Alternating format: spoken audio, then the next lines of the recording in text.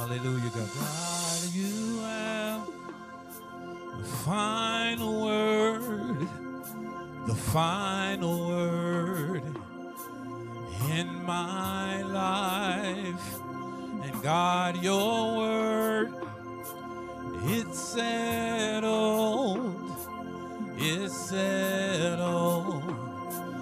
forever. You are infinite, you are ultimate, and we trust you. We trust you. You are infinite, you are ultimate. We trust you. We trust you. God, you have the final word, the final word in my life.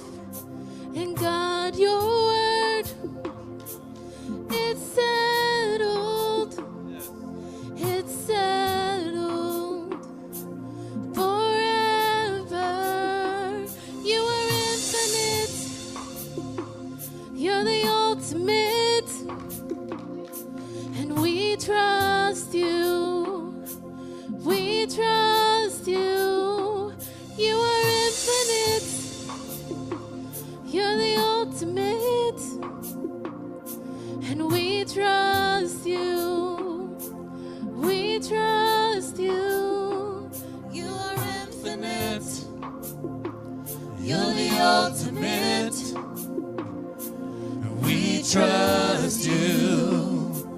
We trust you. You are infinite, you're the ultimate. We trust you. We trust you. You are God, you never fail, and we trust you, we trust you. You are God, you'll never fail, and we trust you. We trust you. You are God, you'll never fail, and we trust you. We trust you. You are God, you'll never fail, and we trust you. We trust you. You're God, you'll never fail, never ever fail. We trust you, Lord. Trust you, Lord. You're God and you'll never fail, never ever fail. Trust you, oh Lord. You are infinite, You're the ultimate, and we trust you. We trust you. You are infinite, you're the ultimate, and we trust you. We trust you. You are God, you'll never fail, and we trust you. We trust you. You are God, you'll never fail, and we trust you. We trust you.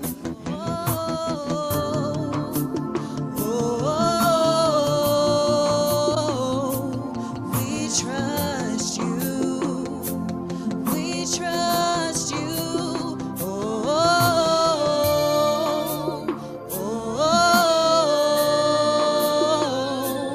We trust you. We trust you. We trust trust you. We trust you. We trust you. You are infinite. You're the ultimate. And we trust you. We trust you. You are infinite. You're the ultimate. And we trust you. We trust you. How many trust him in this place? How many trust him? How many trust him? How many trust him? You know, a lot of people can say, I believe. Well, you say you trust him. Like, I believe that God would save me. I believe that God would work it out. But when I trust him, my actions, my attitude, everything lines up with me trusting. I can say I love my wife, and I believe that she'll catch me. But if I stand right here and fall back, that means that I trust that she's going to catch me. Am I right? And God has said in his word so many times that, man, sometimes he's waiting on us to trust him because we know we can trust him. But sometimes he's wondering, can he trust us? Can he trust that we're going to put our faith in him? Can he trust that we're going to believe in him? Can he trust that he's going to be our first choice and not our last resort? And every single day we get an opportunity. So we talk about trust. And he said, never fail. Is that what you said? Never fail. That don't mean sometime it say never. And when something never fails, that means that you can believe it, you can trust it. You know, in Corinthians it talked about love hopes all things, believes all things, endures all things, and love never fails. So when we got the love of God and we trust him, then whatever we're going through, we got to know that he got us. Man, I'm going to can I just go? I'm going to just take off because I know what I'm supposed to talk about, and I got slides and all that good stuff. And I'm gonna do that. I promise I'm gonna do that. I know we got children in nursery. We got children in nursery. You can, if you're in the nursery or your children's church, you can go. But today I was gonna talk about God, the pit. And I was gonna talk about there's a purpose for being in the pit. And I could go all the way to the last slide. And you know what the last slide say? They talk about trust. I really could just. The last slide is about trust. But you in here now. And you got to know that there's a purpose for being in the pit. And the pit could be anything that you're facing, anything that you're fighting, anything that you're feeling in this season that don't feel like you up. It's like going up and going down and going through a valley and going up and down. And so I'm going to talk about Joseph. But Joseph's dad's name was Jacob. And Joseph's dad's name was Jacob. And Jacob, man, fell in love with this lady named Rachel, who was the youngest daughter. And when he fell in love with Rachel, he said, man, I want her. He went to her dad and said, I want her. The dad said, you can have her. The dad said, you can have her, but you got to work 7 years to get her. And so what Jacob did, he worked 7 years. And when he got ready to marry her and they pulled the veil up, it wasn't Rachel, it was his other daughter, Leah. He said, oh my God, I thought Rachel, man, I thought I was marrying Rachel, and now this is Leah. And Rachel was womb. She was beautiful. She was what I call Beyonce Lopez. She was a mixture between Halle Berry, Beyonce, and Jennifer Lopez. She was that. He fell in love with her, but when he went to marry her, it was Leah. And so when he realized it was Leah, he went back to the dad and said, hey man, you tricked me. You told me if I worked 7 years that I could marry your daughter.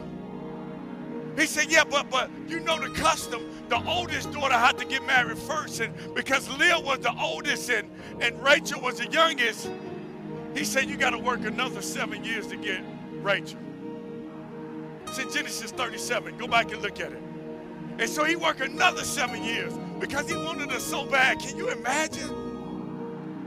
Waking up beside somebody that you don't want with a vision of somebody that you do want, but you can't have what you want until you get through this one. And so Rachel began to just be in position while Leah was having babies. And Leah had 7 babies. She had 6 sons and 1 daughter. Over those 7 years, and after the other 7 years, which makes 14 years, Jacob said, oh my God, I'm ready for Rachel. And he finally gets Rachel. But he got all these kids by Leah. And they have a son named Joseph. And Joseph is Rachel's son. And Rachel was the one that Jacob loved. And so quite naturally, he had more favor toward Joseph than he had for the other sons and daughter. He had 1 daughter and 6 sons. Joseph was his favorite. And because Joseph was his favorite, he put a coat on top. Gave him a coat of many colors so he could walk around with the favor. And then Joseph also had 2 dreams. He had a dream. And he went back to his dad and said, hey, I had this dream. He went to his brothers and said, I had this dream.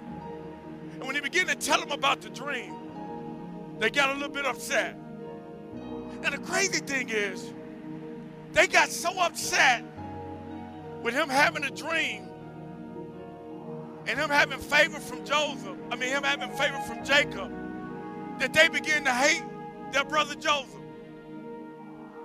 And so the dad said, look, I need you to go and find out what they're doing. So Joseph is at home with his dad. The brothers are out working, taking care of the sheep. And he said, hey, I need you to go and find out what they're doing, see how they're taking care of the sheep, and report back to me and let me know what's going on. He said, okay, so Joseph leaves to go find out what's going on. And when his brothers see him coming, you see it? But they saw him in a distance, and before he reached them, they plotted to kill him. He said, here comes that dreamer, they said to each other. Come now, let's kill him and throw him into some pit. Now these are his brothers. They got different mamas, but the same daddy. And they gonna kill him. Then it says, and say that a ferocious animal devoured him, then we'll see what comes of his dream. It said, but Reuben heard it, and he delivered him out of their hands and said, let us not kill him. And Reuben said unto them, shed no blood, but cast him into the pit. Somebody say, into the pit. When Joseph was to come unto his brothers, they stripped Joseph out of his coat. So the coat that his dad gave him, they stripped that. And they took him and cast him into the pit. So they had made up the story. They were going to go back and tell the dad, they put some blood on the coat, and go back and tell the dad that the son got devoured. And they did that, and the dad was sad. He was sick. He was hurt. He's like, man, this is my favorite. Now you got to understand, I'm just jumping around today, but you got to understand, Joseph was only 17 years old. And all Joseph had was 2 dreams and a coat to show that he had favor. He didn't ask for either one. His dad gave him the coat. God gave him the dream. But his brothers hated him for what he had. Can you imagine being 17, hated for something that you didn't have nothing to do with getting? And so now he's in the pit. And so he's in the pit, and he's trying to figure out, what do I do in the pit? So I'm going to give you a couple of things to deal with when you're in the pit. Because when you're in the pit, you got to understand that pit could be a place of trauma, or it could be a place of trouble. It could be a place that, oh my God, I can't believe I'm here. How did I end up here? Joseph could have cried out. Joseph cried out. But when he got sold into slavery, another group came through and grabbed him out of the pit, and they ended up taking him to a man named Potiphar's house. And then when he got there, his wife began to tell. She came at Joseph because Joseph was handsome. Joseph was good looking. And Joseph turned her away. And so she lied and told her husband that he tried to come on to her. So the husband ended up putting him in another pit. He put him in prison. And when he ended up going to prison, he met some guys in there who was connected to the king. Because they were connected to the king, Joseph could interpret dreams. And one of them had a dream, and Joseph ended up interpreting the dream. And when they got ready to leave, Joseph said, remember me. When y'all get back to the king, remember me. But I need you to think for a moment. A pit, a place of trauma and a place of trouble. But a pit could also be a place of teaching, a place of testing. Sometimes we're so focused on why we're going through what we're going through that we don't even ask God, what is it you want to get out of what I'm going through? Why I got to go through this? Why am I this? Why am I that? Why did I have to? But sometimes it's just, God, what are you trying to teach me out of this? What is the test in this? And sometimes the pit is a place in transition. It may seem like trauma. It may seem like trouble. It may seem like a testing. It may seem like it's teaching. But it may be a place where God is trying to transition to the next space. And then sometimes the pit is a place of transformation. And God may want to transform us inside of the pit that we may be going through. But all of us that went through a pit, and all of us may be going through the pit. Pit may be doing 4 things. It may be preventing us from something, protecting us from something. It may be positioning us. We don't know. What if the pit is protecting you? Man, why my daddy wasn't in my life. He may be protecting you from being, maybe preventing you. What if the pit was preparing you for something greater than where you are right now, but instead of allowing it to prepare you, we fighting? I don't want to go through this, but the same thing that we're going through today may be the thing that's preparing us for what God got for us tomorrow. But we in the pit. Saying, God, why I got to go through this? God, why I got to go through this? And God is saying, look, it's just a pit. It could be anything. It could be bills. It could be school. It could be a spouse. It could be death in the family. It could be the changing of a job. It could be the changing of a relationship. But the pit is the pit. What do you do? Joseph didn't know that the pit that seemed like a distraction was really setting him up for destiny. What if I told you that the thing that we may be going through that seemed like the roughest thing that we ever been through was preparing us for something that was beyond where we are? It seemed like a distraction to go to the pit, but it may be divine destiny to go to the pit. And then Joseph might not knew that when they say favor ain't fair, but it ain't free either. Meaning that he had favor from God. He had favor from his dad. But it cost him the relationship with his brothers. He's 17. He didn't ask for the coat. He didn't ask for the dream. But it landed him in the pit. You may have a gift that you don't even know you got, that somebody else may see. This is what's crazy. Joseph didn't even know what he had. But the enemy knew, because he saw him down the line. Because Joseph had no clue what was to come. He didn't know he was going to be second in command. He didn't know he was going to be in the palace. He didn't know he was going to one day have to save his brothers. He didn't know he was going to be. He didn't know that, but the enemy knew. So he tried to get him as young as he could. And a lot of times that's what the enemy trying to do. He's trying to get our young ones before they even know what they got inside of them. They don't even know why you don't like me. It's something on the inside of you. And you thinking that, oh man, they just don't like her. But it may be that you're favored. But sometimes we want the favor that Joseph got in the palace, but we don't want the fight that Joseph had in the pit. And we got to be willing to go through the pit. Even Jesus went through the pit. Jesus.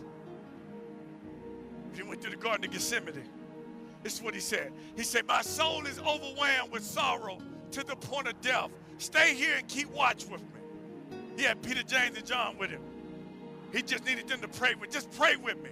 And then he said, he went on a little further. And his face hit the ground. And he began to pray. God, please. Then he said, my Father, if it's possible, may this cup be taken from me, yet not as I will, but as you will. Jesus did three things when he was in this pit. First thing he did when he was in the pit, he reached out. He sought support. He brought his three closest dudes. Look here, man, I need y'all to pray. They said it's time for me to go to the cross. I know I was created for this, but it still don't mean it's going to be easy. He said, man, I need y'all to pray. And when he went back, he said, man, y'all couldn't even pray an hour. He sought help.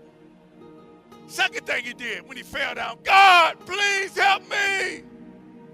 He surrendered in prayer.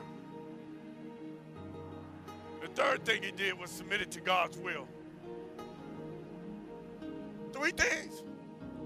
Sought help, surrendered and prayed, submitted to God. If you don't hear anything I'm saying today, get those three things. Maybe you're not in the pit. Maybe you're coming out of a pit. Maybe you're getting ready to go into a pit. Remember those three things. You're not alone. Seek out some help. Surrender to God. Then submit. Because sometimes we get in the pit. We get stuck. A lot of times we get in the pit.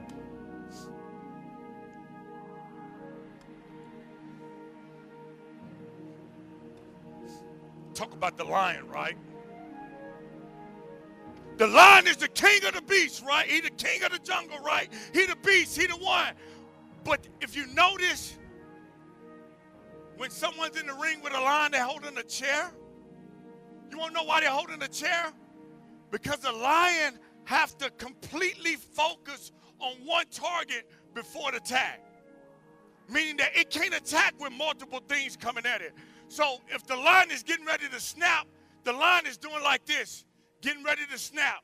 He's getting ready to, but the reason why they're holding this up, because he have 4 different legs. And what the lion is doing is looking at all 4 at one time. And it's keeping him from focusing. And because he can't focus on one, he can't snap. He can't snap. He can't attack. And a lot of times we're in the pit, but we're focusing on the wrong thing.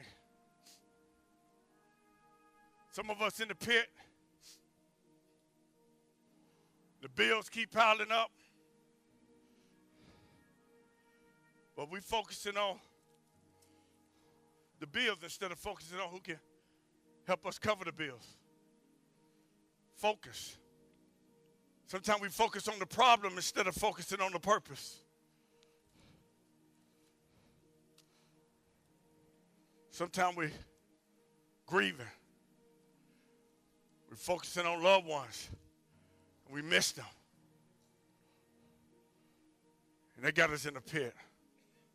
Some of us may be in school and it's hard. That got us in the pit. Some of us got family members. Some of us just, you don't know what they said about me. They call me ugly. They call me stupid. They call me dumb. They said that I'd never be able to. And we allow what people say to us to put us in the pit. And then we look in the mirror We put ourselves in that same pit. I don't know who you are today. I don't know what type of pit you're in today. But the question is, are you going to allow that pit to be a place of trauma or a place of triumph?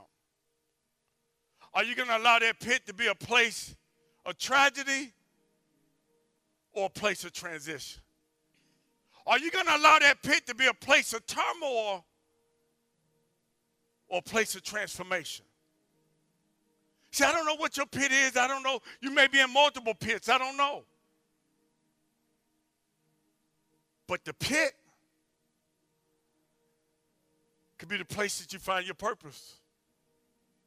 The pit could be the place that you find your identity. And the pit may be the place that you find out that you can trust God. Because the song they were singing was saying, I would trust God. So can we trust God in the midst of the pit? Can we trust God when it looks like it's not going our way? Can we trust God? Or are we going to be like the lion and be distracted by multiple things? We can't focus on getting out of the pit because we're so focused on what happened to get us in the pit. We can't focus on what God is doing because we're looking at what everybody else is saying. Just got to focus. Got to focus. Got to focus. They say Jesus did 3 things. First thing he did was he sought out help from his friends. Second thing he did was he surrendered. Third thing he did, he submitted to the will of God. I don't know who you are. I don't know where you are. But what do you do when you in the pit?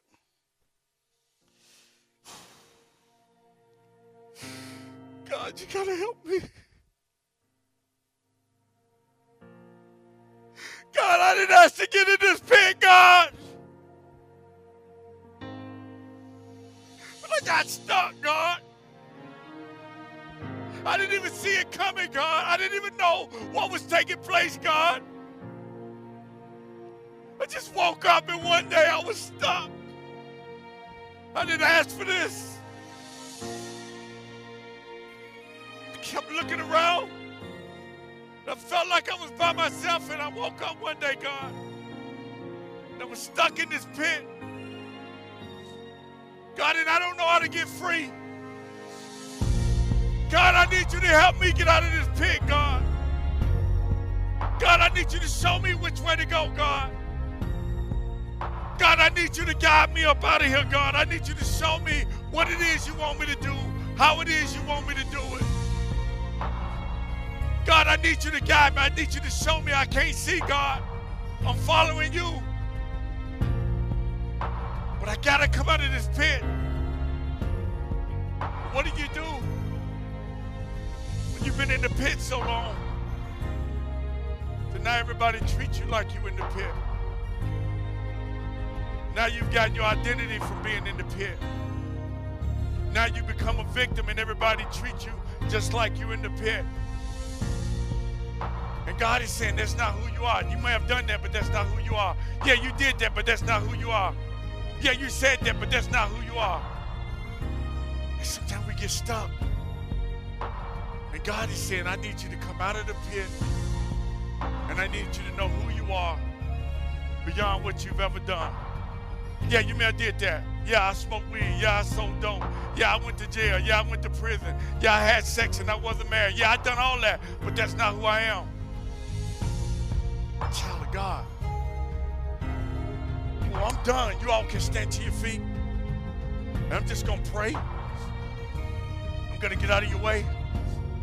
And I don't know who you are in here today. You may not be in a pit. But understand, a pit could be a place of transition. A pit could be a place of transformation. A pit could be a place that he's teaching, a place in training, a place in transition, a place where you're finding your purpose, your identity, and you're learning how to trust. I don't know who you are. But don't get so distracted by the problem that you miss your purpose. Don't get so distracted by the burden that you miss your blessing. Don't get so distracted by the obstacle that you miss the opportunity. Don't get so distracted by the mistake that you miss the miracle. Don't get so distracted by the opposition that you miss the outlet that God has given you.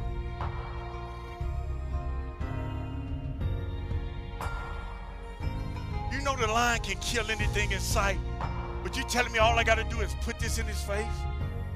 And because his eyes is looking at all four of them, he won't move? And some of us are like that. We're looking at so many different things. And God is saying, I need you to focus on me. I need you to surrender to me. I know you're in the pit, but quit looking at the pit. Look at me. I know it seemed like trauma, but I need you to focus on me. So whoever you are this morning, if you don't mind, I'm going to pray. And if you want to come out of that pit, I'm challenging you, charging you to come out of that pit. I don't know how long you've been in that pit. I don't know who placed you in that pit. Some of us may have walked in the pit ourselves and didn't even know it. Something happened and we just allowed that thought to linger over and over and over and over and over, and we couldn't let it go.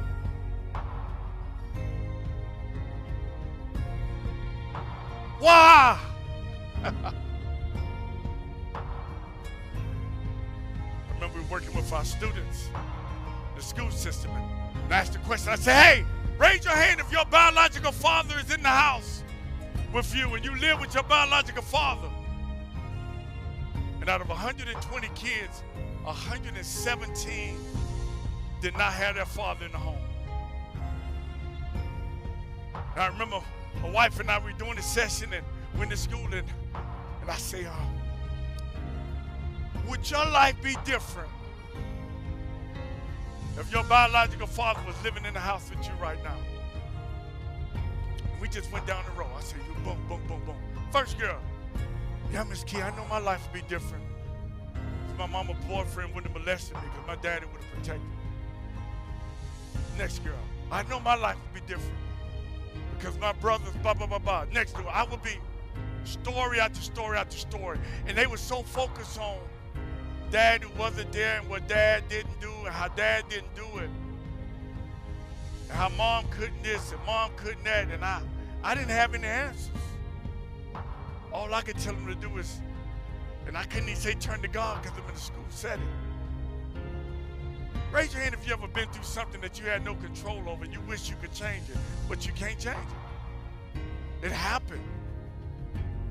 But the question is, are we willing to give it to God and say, God, that was just a pit. That was just a place in training. That was just a place in transition. It was just a place I went through some trauma. But now I understand my purpose, I understand my identity, and now I'm understanding I gotta trust you. And so I don't see the pit as a bad place now. I see the pit as a place that's part of my journey. You have been listening to New Remnant Worship Center. Join us again next week as we continue to keep the faith in these troubled times. And until then, remember Acts 17:28, for in him we live, move, and have our being.